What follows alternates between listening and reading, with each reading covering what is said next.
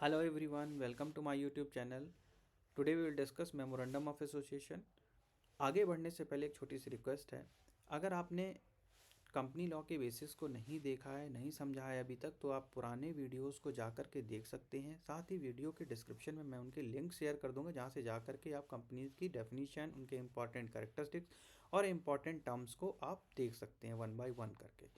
तो चलिए आगे बढ़ते हैं अपने next topic memorandum of association की तरफ, जो कि बहुत इंपॉर्टेंट है एग्ज़ाम पॉइंट ऑफ व्यू से और आपको ये जानना बहुत ज़रूरी है। मेमोरेंडम ऑफ एसोसिएशन क्या है, इसके इंपॉर्टेंट एलिमेंट्स क्या हैं, type A, type B, type C और टाइप डी क्या होता है, आज हम पूरा डिटेल में इसको डिस्कस करने वाले हैं। तो first and foremost we will discuss the basic meaning of memorandum of association. Memorandum of association है एक लीगल डॉक्यूमेंट जो कि प्रिपेयर किया जाता है during the formation and registration process of a company to define its relationship with the shareholders. ये company के formation के टाइम पे जब कंपनी का इनकॉर्पोरेशन होता है in company act 2013 company act 2013 के सेक्शन 220 में कंपनी के इनकॉर्पोरेशन से रिलेटेड कंपनी की डेफिनेशन दी गई है कि वो कंपनी जो कंपनी एक्ट 2013 के अंतर्गत रजिस्टर्ड है और एनी अदर लॉ के अंतर्गत रजिस्टर्ड है, वो सारी कंपनी कंपनी एक्ट 2013 के अंतर्गत आती हैं। तो जब भी आप किसी नई कंपनी को इनकॉर्पोरेट करते हैं, अपनी कंपनी रजिस्ट्रेशन कराने के लिए जाते हैं, कंपनी बनाते हैं, तो आपका एक मेमोरेंडम ऑफ एसोसिएशन होता है, आप वो एक तैयार करते हो। ये एक तरह का लीगल डॉक्यूमेंट होता है जो बताता है कंपनी की फॉर्मेशन के बारे में, और उसमें पूरा रजिस्ट्रेशन प्रोसेस होता है कंपनी का। तो और उसमें मेंशन होता है relationship with the shareholder to define its relationship with shareholder and its specific objective for which the company has been formed. Mainly इसमें ऑब्जेक्टिव कंपनी किस कंपनी का ऑब्जेक्टिव क्या है, कंपनी बेसिकली करती क्या है, वो इसके मेमोरेंडम ऑफ एसोसिएशन में आपको मिलेगा। तो अगर आप किसी भी कंपनी से टाई अप करते हैं तो आपका कंपनी का मेमोरेंडम ऑफ एसोसिएशन जानना आपके लिए बहुत ज़्यादा ज़रूरी हो जाता है। अब हम बात करते हैं मेमोरेंडम ऑफ एसोसिएशन कहाँ डिफाइन है। तो मेमोरेंडम की जो डेफिनेशन मिलेगी वो सेक्शन 256 में डिफाइन किया गया है। इसमें मेमोरेंडम के मतलब को बताया गया है कि memorandum means memorandum of association of a company. Memorandum means memorandum of association of a company as originally framed or as altered from time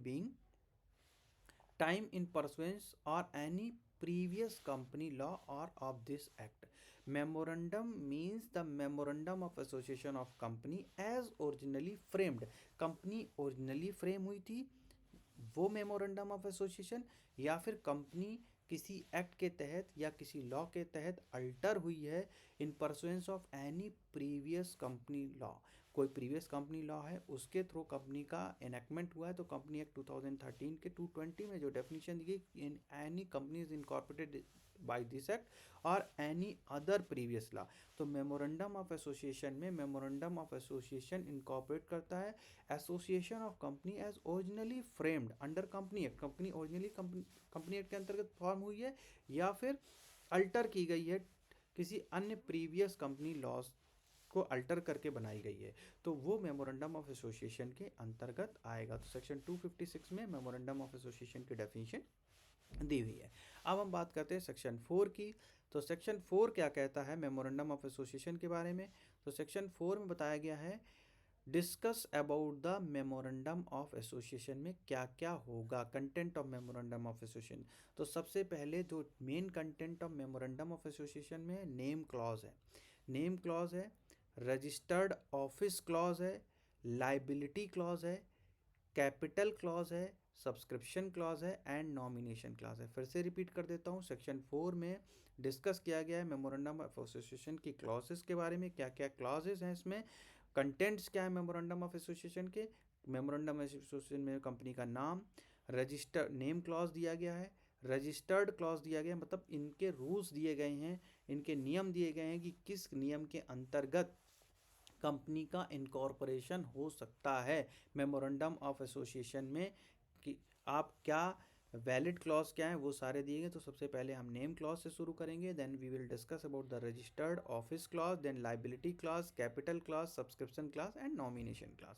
तो सबसे पहले हम नेम क्लॉज को डिस्कस करते हैं। नेम क्लॉज का मतलब होता है name clause of the memorandum of association. A company is according to the name clause of the memorandum of association, company is free to select any name it like. Company, आप किसी भी नाम से company खोल सकते हैं, जो आपको अच्छा लग रहा हो कि आप ये कंपनी खोलना चाहते हैं, आप उससे अपनी कंपनी खोल सकते हैं। लेकिन नाम ऐसा नहीं होना चाहिए कि किसी आप दूसरे की कंपनी जो खुली है किसी दूसरे के नाम से, उसी नाम से मिलती जुलती नाम की कंपनी आप आइडेंटिकल किसी दूसरी कंपनी के नाम पे नहीं खोल सकते हैं। But the name should not be identical और similar to that of the company already registered.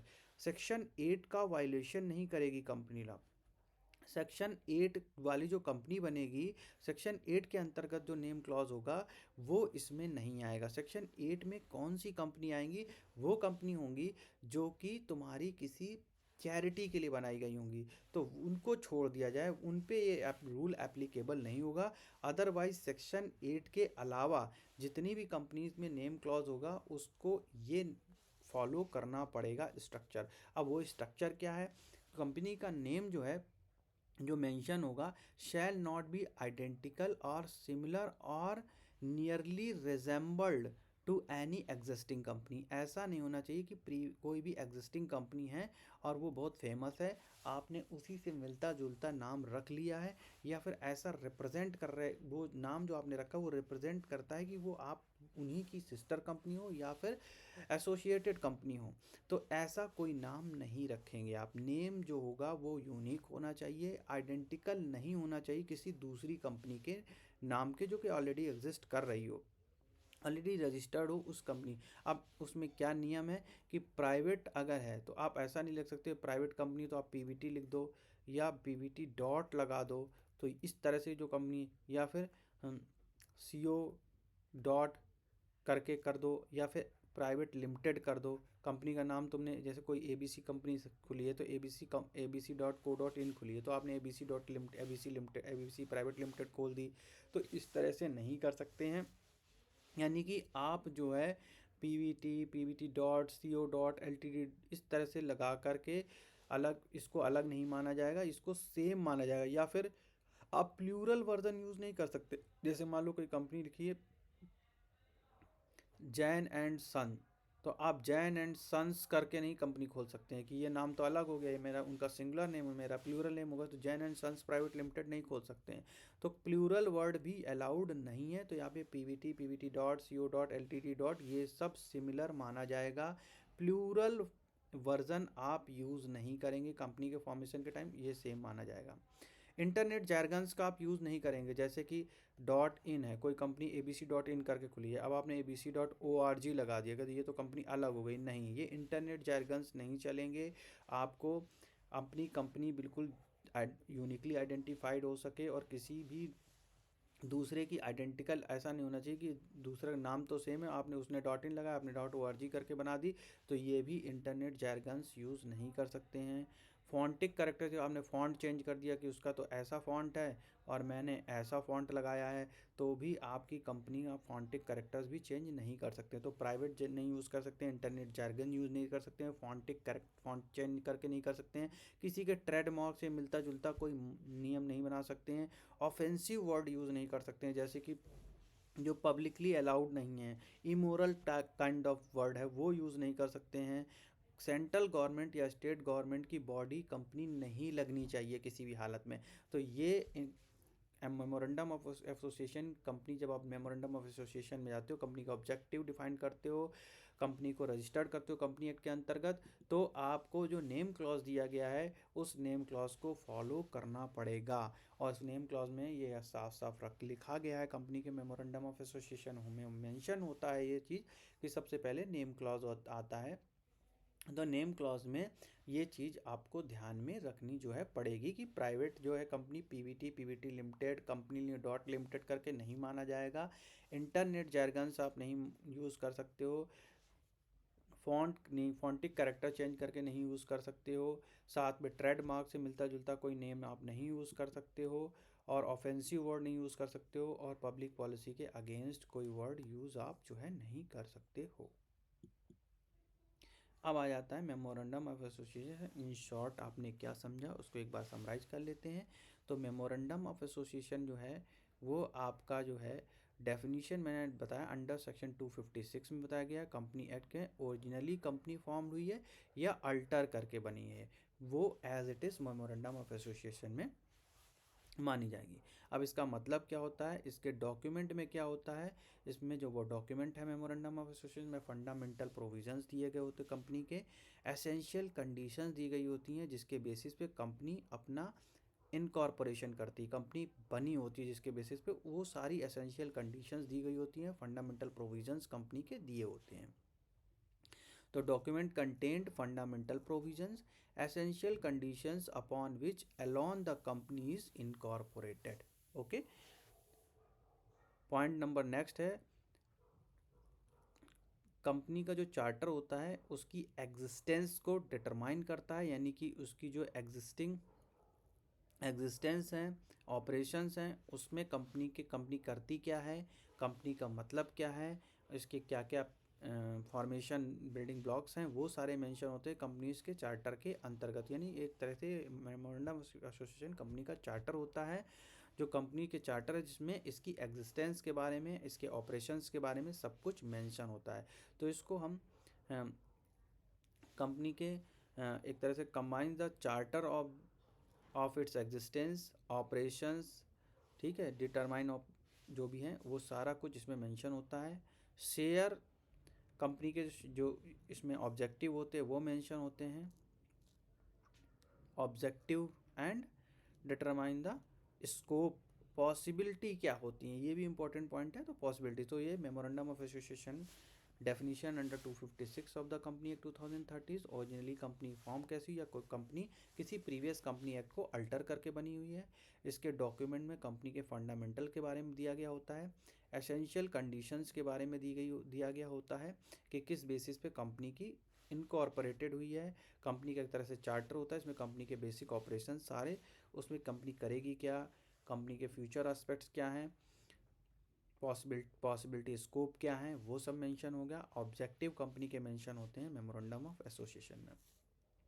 Memorandum of association हम क्यों कंपनी मेमोरेंडम ऑफ एसोसिएशन जारी करती है, क्यों कंपनी का मेमोरेंडम ऑफ एसोसिएशन ज़रूरी है, इसका पर्पस क्या है। इसका पर्पस इसलिए कि शेयर होल्डर जो है उसको नॉलेज हो सके, वो अपना पैसा लगा रहा है जिस कंपनी में, उसका पर्पस क्या है, वो कंपनी करती क्या है। तो पर्पस एक तो कंपनी करती क्या है उससे पता चलता है, for which his investment is going to be used, और उसमें किस लगे जो शेयर होल्डर्स हैं अपना पैसा लगाएंगे और इन्वेस्टमेंट करेंगे, तो कंपनी की किस पर्पस के लिए कंपनी उस पैसे का यूज़ करेगी। कहीं ऐसा तो नहीं कंपनी उनमें पैसा लगा रही है, वो किसी और में पैसा लगा रहे हैं और उनका पैसा डूब जाए। तो कंपनी बेसिकली करती क्या है, उससे शेयर होल्डर को इसके पर्पस के बारे में पूरा पता चलता है उसके एमओए से। It establishes the it enables shareholders, creditors and other persons to determine the power and range of the activities। ठीक है, कंपनी की पावर क्या है, कंपनी की रेंज ऑफ एक्टिविटीज़ क्या हैं, वो शेयर होल्डर हों या कंपनी के क्रेडिटर्स हों, उनको ये पता करने की इस मेमोरेंडम ऑफ एसोसिएशन से पता चलता है। अब जो भी कंपनी से के साथ कोई व्यक्ति डील करता है उसको ये पता चल जाता है कि कंपनी क्या करती है और किस सेक्टर में काम करती है, कंपनी का ऑब्जेक्टिव क्या है। तो मेमोरेंडम ऑफ एसोसिएशन में कंपनी के ऑब्जेक्टिव के बारे में पता चलता है, उसके फ्यूचर स्कोप के बारे में पता चलता है, इसलिए मेमोरेंडम ऑफ एसोसिएशन बहुत इंपॉर्टेंट है। सेक्शन 4 में जो फॉर्म्स दिए गए हैं मेमोरेंडम ऑफ एसोसिएशन में, तो फॉर्म क्या आते हैं, टेबल ए में जो दिया गया है इसमें, टेबल ए जो है वो company limited by the share capital, company जो है शेयर कैपिटल से लिमिटेड होती है, यानी कि कंपनी के जो शेयर होल्डर्स शेयर लगाते हैं कंपनी में, तो वो उन शेयर होल्डर्स की लाइबिलिटी कितनी होती है कंपनी, जितने उसके पास कंपनी के शेयर होते हैं। तो company limited by the share capital और company limited by the guarantee, ये जो कंपनी होती है गारंटी वाली कंपनी होती है, जहाँ पर कंपनी के मेंबर्स गारंटी लेते हैं कि इन फ्यूचर अगर कंपनी वाइंड अप होती है तो एवरी जो एब्सेंस वाइंडिंग में जितना अमाउंट उन्होंने तय किया जिसकी उन्होंने गारंटी ली है वो पैसा उनकी लाइबिलिटी बनती है उतनी, और वो पैसा उन्हें पेमेंट करना पड़ेगा।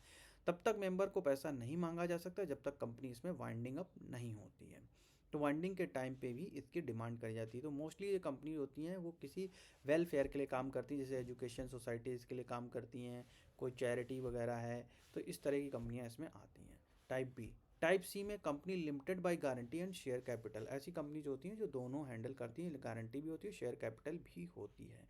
टाइप डी में अनलिमिटेड कंपनी होती हैं। अनलिमिटेड कंपनी में एक लॉस ये होता है कि जो पर्सनल एसेट्स होते हैं वो भी गिरवी रख जाते हैं अगर कंपनी वाइंडिंग अप होती है। तो टाइप ई में unlimited company with share capital होती है। ठीक है, तो हमने कंटेंट में क्या क्या डिस्कस करा है। तो ये हमने पहले तो टाइप्स के बारे में सेक्शन 4 में जो टाइप्स है उसको डिस्कस कर लिया। सबसे पहले हमने नेम क्लॉज डिस्कस किया। नेम क्लॉज में सेम नेम आप यूज़ नहीं कर सकते हो। तो नेम क्लॉज में क्या होगा यहाँ पे, MOA के नेम क्लॉज में क्या मेंशन होना चाहिए ये हम डिस्कस करते हैं। अभी तक हमने जो कंपनी के जो इसमें प्रोहिबिशन की कंपनी एक्ट के अंतर्गत क्या क्या नहीं होना चाहिए सेक्शन 4 में से नेम क्लॉज में क्या क्या नहीं हो सकता है वो हमने डिस्कस किया कि नेम क्लॉज में ऐसा नाम नहीं होगा जो कि मिलता जुलता नाम होगा। प्राइवेट, जैसे प्राइवेट लिमिटेड है, इंटरनेट जार्गन्स का यूज़ नहीं कर सकते, फॉन्टिक चेंज करके नहीं, तो ट्रेडमार्क से मिलता जुलता नाम नहीं होगा, ऑफेंसिव कोई करेक्टर नहीं होगा, और गवर्नमेंट कोई ऑर्गेनाइजेशन खुली है उसको ऐसा नहीं लगना चाहिए कि ये ऑर्गेनाइजेशन वही है जो गवर्नमेंट की है, तो इस तरह से रिप्रेजेंट करते हुए कोई आप कंपनी नहीं खोल सकते हो। तो नेम क्लॉज के बाद है registered office clause number 2। Registered office class में क्या है, कंपनी का एक रजिस्टर्ड ऑफिस होगा। Name of the state where the company's registered office is located should be mentioned in registered office class. तो मेमोरेंडम ऑफ एसोसिएशन के name clause में company का नाम मेंशन होगा, और नाम मेंशन होने के जो रिस्ट्रिक्शंस है वो मैंने सारी आपके साथ डिस्कस कर दी हैं, क्या क्या रिस्ट्रिक्शंस हैं उसमें। ठीक है, इसके बाद टाइप भी मैंने डिस्कस कर दिए टाइप सेक्शन 4 के अंतर्गत। फिर रजिस्टर्ड ऑफिस क्लॉज के में कंपनी का रजिस्टर्ड ऑफिस कहाँ पे होगा। कंपनी का ऑब्जेक्टिव क्लास में कंपनी के ऑब्जेक्टिव्स के बारे में डिफाइन होगा। इसके बाद आती है लाइबिलिटी क्लॉज। तो लाइबिलिटी क्लॉज में क्या होता है कि लाइबिलिटी दो तरीके से, शेयर कैपिटल होती है और गारंटी होती है। ठीक है, शेयर कैपिटल और गारंटी में मैंने आपको समझा दिया है। ठीक है, एक होता है अनलिमिटेड लाइबिलिटी, वो भी मैंने आपको बता दिया है। इसके बाद सब्सक्रिप्शन क्लॉज होता है। It contain the name and address of the first subscriber. The subscriber to the memorandum must take at least 1 share. देखो ऐसा नहीं होना चाहिए कि सब्सक्राइबर्स ही नहीं कंपनी के, तो जिन्होंने कंपनी का फॉर्मेशन किया है उनको कम से कम कंपनी का एक शेयर जो है वो लेना पड़ेगा, और कंपनी को जो फर्स्ट सब्सक्राइबर्स होंगे उसमें मेमोरेंडम ऑफ एसोसिएशंस में मेंशन होगा उनके बारे में। तो ये था memorandum of association and it's content. अब हम नेक्स्ट वीडियो में आर्टिकल ऑफ एसोसिएशन देखेंगे। Thank you for watching us. अगर चैनल को अभी तक सब्सक्राइब नहीं किया है तो आप ज़रूर चैनल को सब्सक्राइब कर लें। साथ ही अपने जो फ्रेंड सर्किल है वहाँ पे उन लोगों को भी ये चैनल के लिंक आप ज़रूर शेयर करें ताकि सबको इसका बेनिफिट मिल सके। Thank you for watching us.